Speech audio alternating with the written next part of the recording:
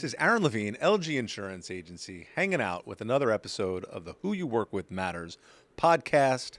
My good friend, Anthony Mauriello, my tax fella, Mauriello Enterprises. I don't know what other enterprise industry, I business, think you got them all, man. LLCs, Incs that you have because you have so many of them.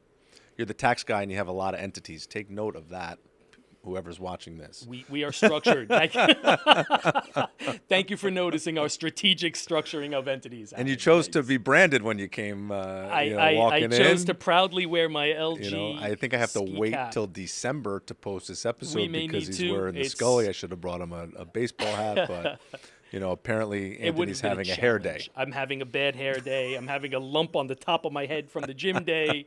I'm getting all sorts of beat up today. I love it. I love it. I'm glad to have you here. Thank This you is for not having your me, first time here, and I love our conversations off the mic. So I figured it was a good time to bring you back on the mic because we've had some good ones recently.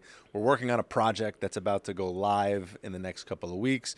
That's going to be a tremendous benefit to your clientele. We're going to try to spin it, for some of my clients to figure out how we can continue to partner, work together to make everybody's lives a little bit better, simplify things, and just continue to grow our businesses. I think it makes good sense. Yeah. Because in both of our respective industries, we're respected and we're trusted. Right.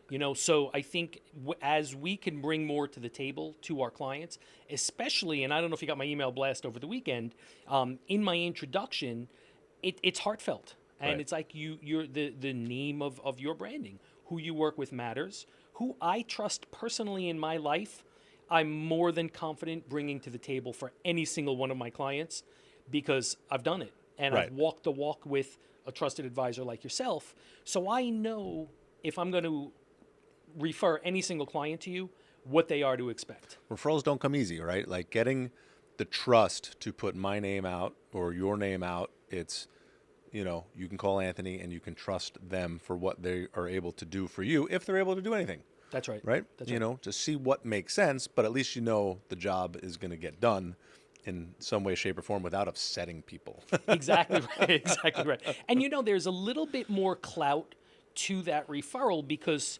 I know if I'm going to refer you to somebody Right. and you don't get back to them, you don't return their calls, you're sloppy, I'm going to hear about it. Right. And then I'm going to get on you. Right. So I think there's a little bit more confidence in my corner, having that leverage that, hey, man, you're going to be held accountable. Yep. And I know that's not what keeps your moral compass straight. Right. But you know that if they don't hear from you, you're going to hear from me and vice versa.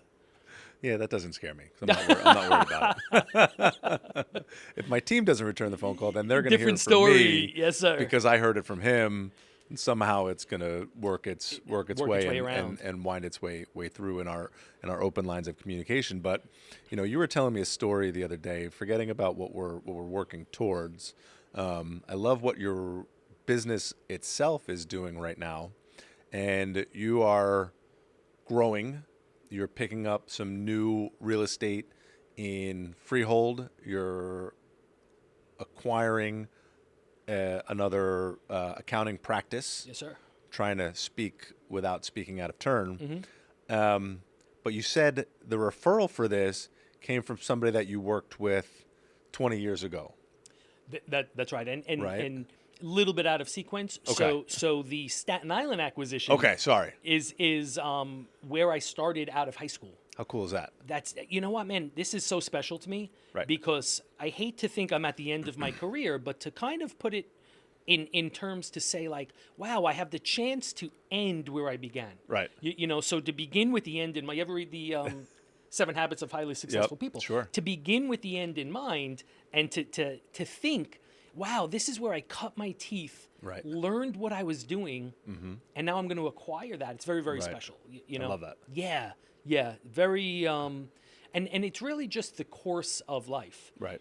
So I started there after high school or through high school. All my friends were going on spring breaks.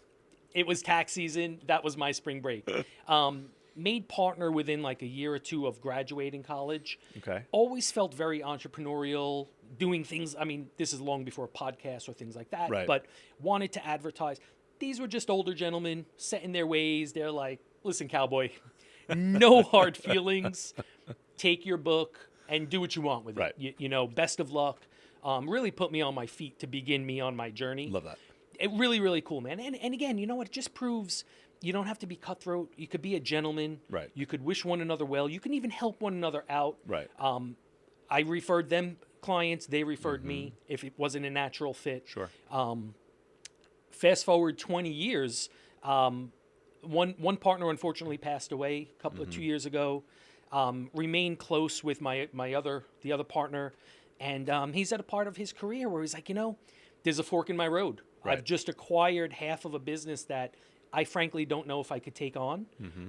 I kind of see what you're doing out there, and I trust you to Right. kind of take the reins back over. Love that. Yeah, and very flattering. You know, even said like, listen, I'm sure a lot of clients still remember you, Right. which feels cool That's too. funny. That's You great. know, Yeah. So yeah, man, here we are. Fast forward, and it's something that we've been working on through the summer.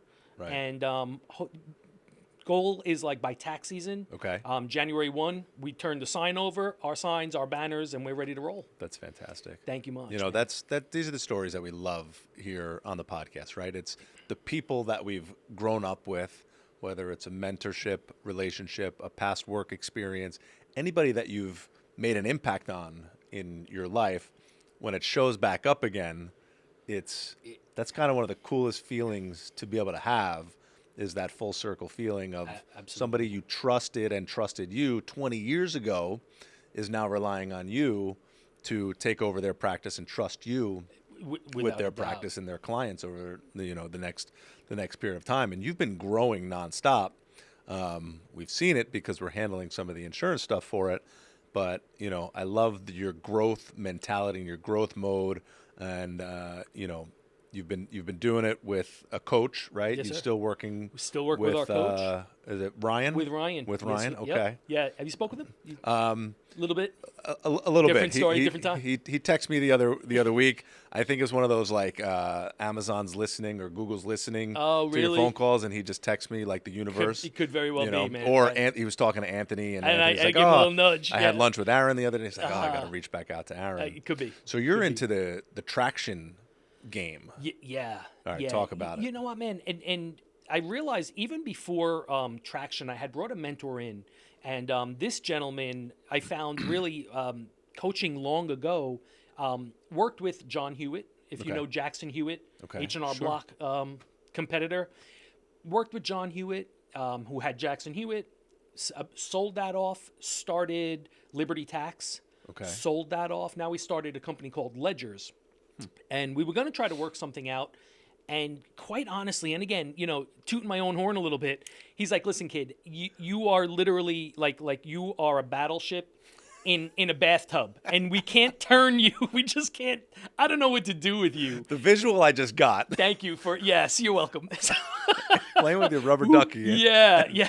So, but with that, the mentor who had introduced me to him, really was crucial in saying, listen, Anthony, much like I said with my former partner, you're at a fork in your road. This was right before or during COVID. Okay.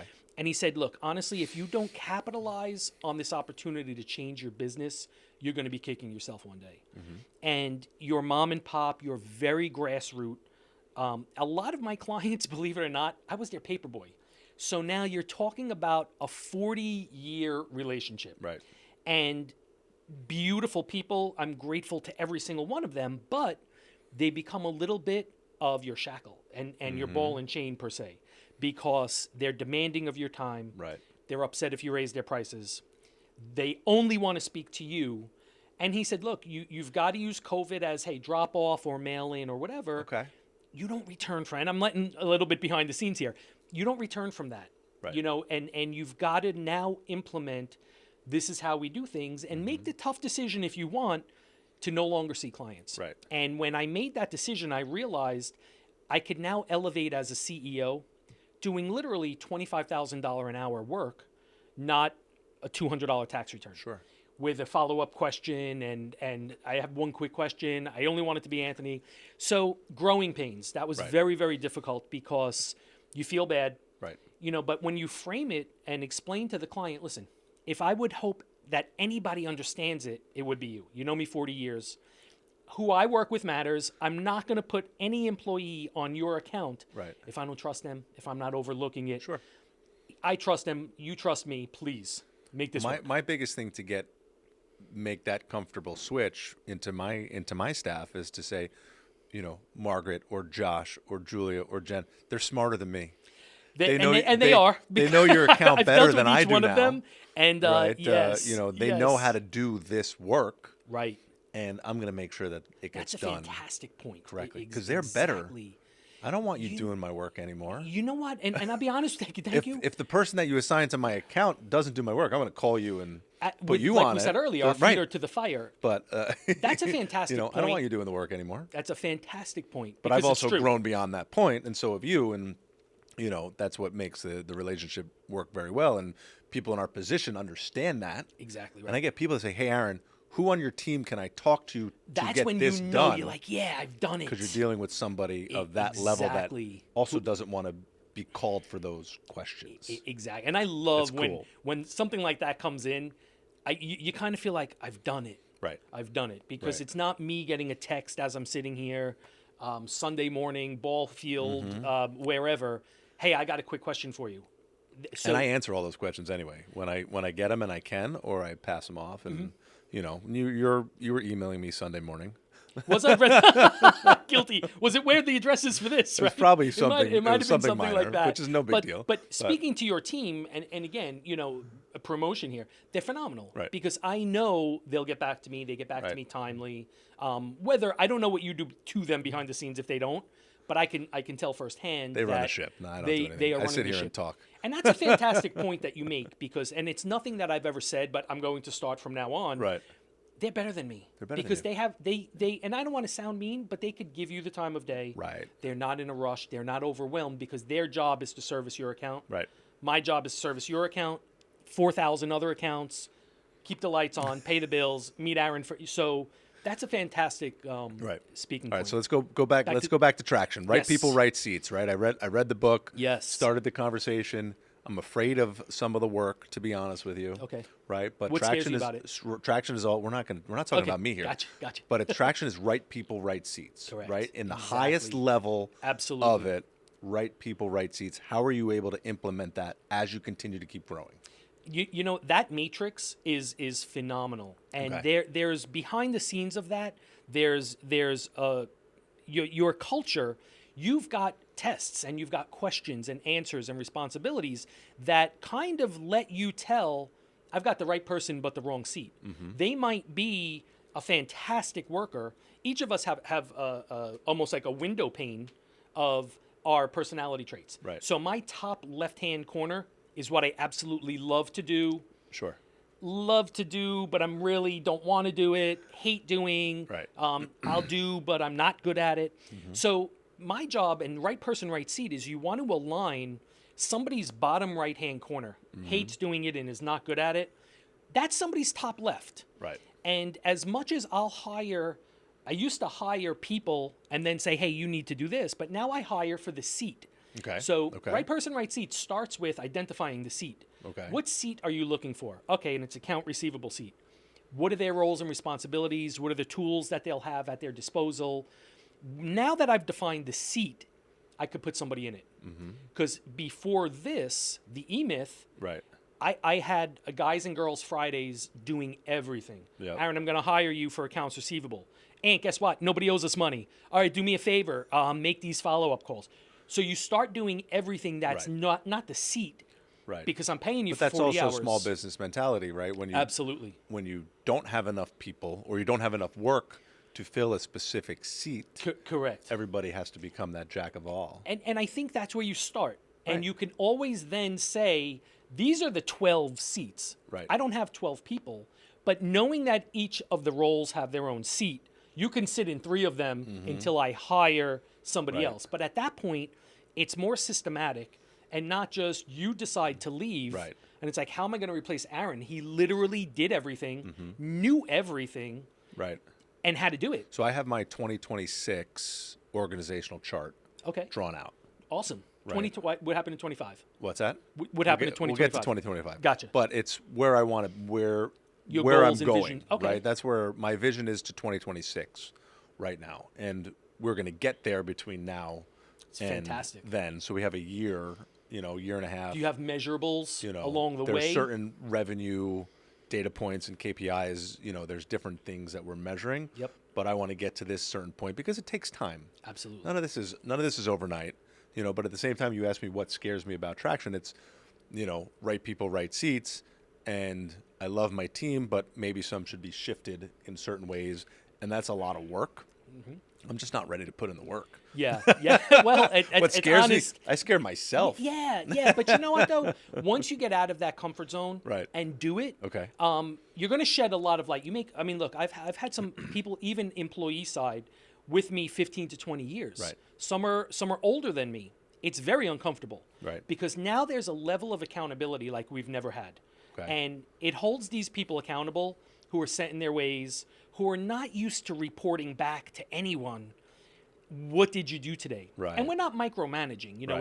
It's not to that level. But like we said, we too have measurables that will know this is what success looks like Yep. in your seat. Right. Hey, today we have $100,000 owed us. Mm-hmm. By 3 months from now, we want that down to zero. Right. That means each week you've got to pull in X, Y, Z. Mm-hmm. And if you don't, what happened? What happened this week? So there's certainly if this, then that along the way that will let us know if you are the right person in the right seat. And it's not to say sometimes you have the wrong person in the right seat or the right person in the wrong seat. Right. Not everything is this person has to go. They're Right. not a good culture fit. It might just be a realignment or changing seats. Well, culture fit's important too. Like I'm very culturally oriented, Mm-hmm. right? Having people that fit to make everybody work better together, I think is very important. Absolutely. Right. Absolutely. So that, along with right people, right seat, is adds to the challenge of it as well. But I love doubt. to hire personality than skill. Right. Right. You want Right. to hire the right person. Absolutely. The skill can be taught.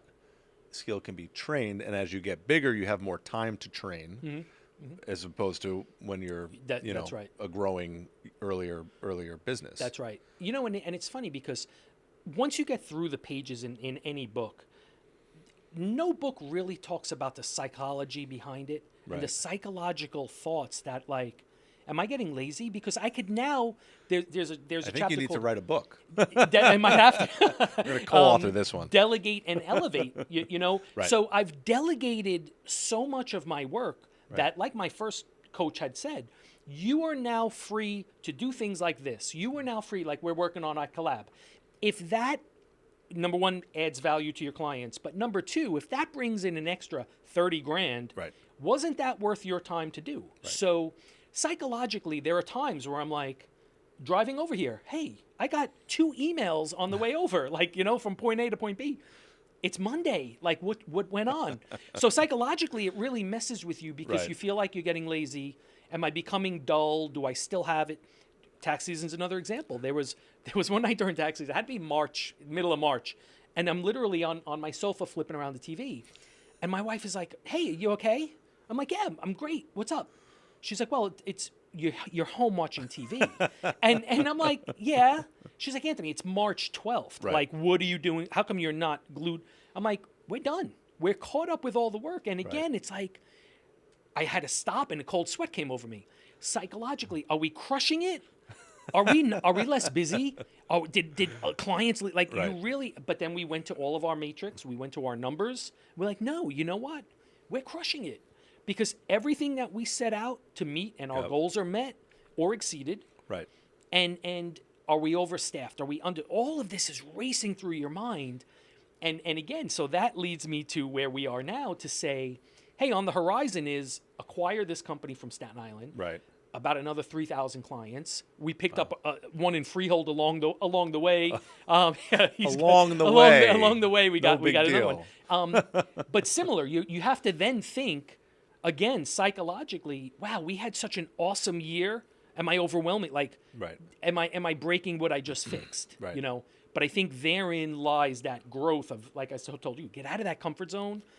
I'm too young for March 12th to be sitting on my sofa watching TV, man. I need to be 24/7 at You the need a better computer. activity, but you don't have to be necessarily crunching tax returns on March 12th. Exactly, because I'm no longer the one to sit with the client, to answer the email, to answer the calls, to review them, to do the work. Right. Like it's been delegated You've built the processes, and now you let the processes and the team without a doubt. do the work. And as long as they Exactly. can get it done, and then they're getting it done effectively and efficiently, you've Correct. done your job, and you can go and acquire more and clients. and therein becomes more luck, more opportunity starts surfacing. And if you think Right. about it, was it 3 years ago you brought the opportunity to me Yep. with Chris, Right. and there too was like, hey, that thanks for thinking of me, Aaron. That kind of came out of nowhere. Right. But it must have been because our ecosystems were still kind of running together, and we're on top of one another's minds. Yeah. That opportunity came to be. It's again, it goes back to that trust and relationship, and being present is also important, right? Absolutely. 12 years ago, 13 years, whenever you started, doing my work, you drove down Brighton Avenue in Long Branch in your 7 Series with the black tinted windows, That's right. like a gangster Staten from Island, from yes. Staten Island. I'm like, who's this guy? I'm like, oh, this guy definitely operates in the gray. He's hired, just the way he shows, he shows up, and he still Yes. shows up today, just A a little little more gray, a little longer uh-huh. hair. I have great memories of, What have I done? I'm not in jail yet, and neither No, is he. knock So, wood, man, knock wood, life, right. life continues. And the statute of limitations is over on anything we ever did. That's all I'm saying. I said it's too too much, good. man. I said It's too much. good. But so traction's a good one. If anybody Traction wants is to, really, really, yeah. think about that structure and right people, right seats conversation, read the book Traction. There's coaches out there. Reach out to Anthony or myself. I can get you connected with Ryan. He's here in Monmouth County. Super good dude. Really knowledgeable in helping you facilitate and build and get the work done, because it's not something that you want to do necessarily on your own. But, when I said, hey, why don't you come back on the podcast, there was another good book, which is one of my favorites that I've talked about a lot here, is 10X is Easier Than 2X, Yep. which you keep putting that work in, the Dan Sullivan book. And I always talk about Who Not How as one of the Another other books in that fantastic- series, yep. and then Gap in the Gain, right? I look at it as like that's a trifecta. That's your Those 3 trifecta. books And I would from go Dan one Sullivan. more with the E-Myth, because I felt Okay. like that With different really- author. different Different author, author, different right. author, definitely. Yeah. But that to me is I think how we all begin. Right. And that really started. E-Myth you is with your that, first entrepreneur's book. without When a you doubt. start a After business, Rich you Dad read Poor E-Myth. Dad, everybody reads Rich Yeah. Dad Poor Dad, but that Right. E-Myth really I could definitely understand, Right. because like I said, Aaron, you're not doing this, do this. You're not doing that, do that. You're not. Right. So that really taught me, hey, everything needs to run like a franchise. Right. And that's where these other methods come in. And they all operate similarly, right? People write seats. Who Not How is, the who's in our lives. Who you work with matters is not based on Who Not How, because it's a hashtag I've used forever.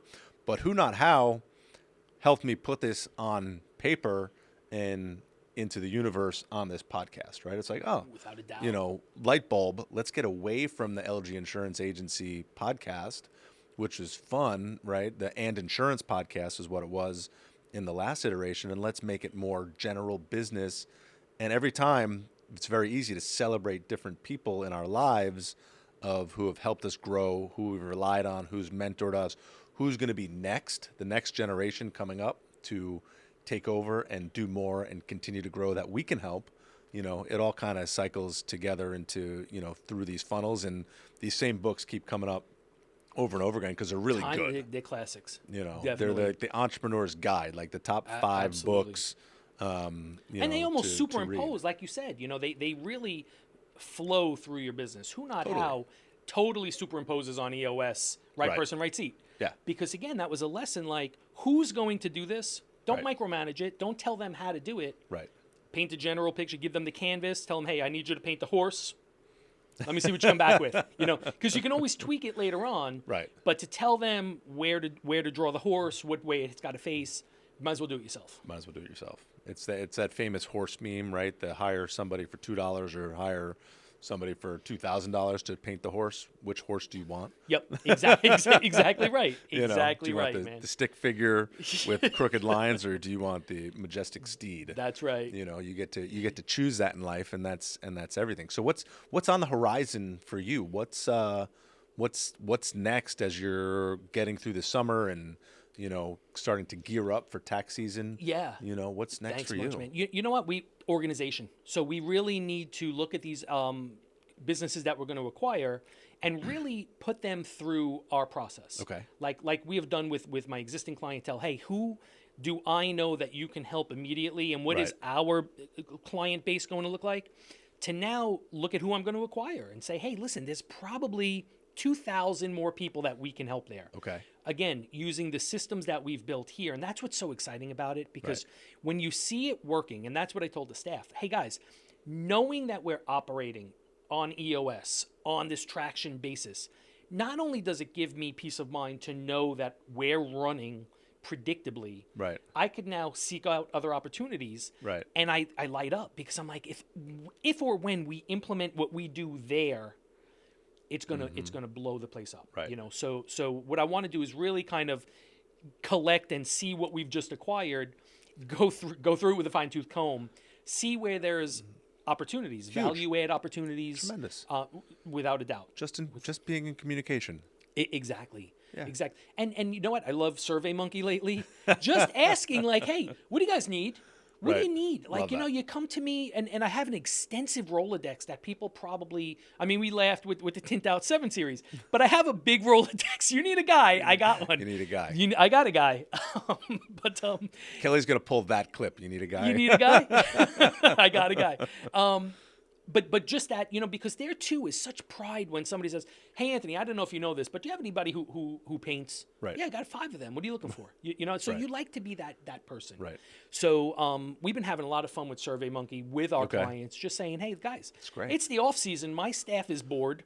What do you guys need? What do you want to know about? Is there a podcast that we can shoot for you? Is there, do you need a referral? Right. And come back at us.